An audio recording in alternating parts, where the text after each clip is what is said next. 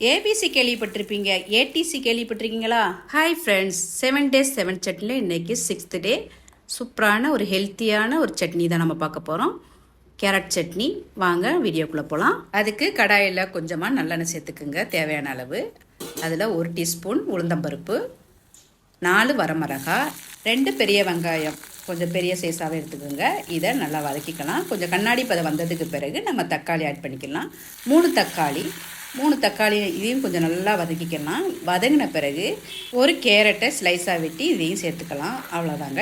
இதையும் 1 நிமிஷம் நல்லா வதக்கிட்டு நம்ம அடுப்பை ஆஃப் பண்ணிட்டு ஆற வச்சுக்கலாம். ஆறின பிறகு மிக்ஸி ஜாரில் சேர்த்து இது கூட 2 ஸ்பூன் தயிர் சேர்த்துக்குங்க. தேவையான அளவு உப்பு சேர்த்துட்டு அரைச்சி ஒரு பவுலில் மாற்றிக்குங்க. இப்போ ஒரு தாளிப்பு ஆஷிஷுவலாக எப்போதும் போல் கொஞ்சமாக நல்லெண்ணெய் சேர்த்து அது கூட கடுகு உளுந்த பருப்பு கருவேப்பிலை சேர்த்து தாளித்து விடுங்க. சூப்பரான ஏடிசி சட்னி ரெடி. பாய்.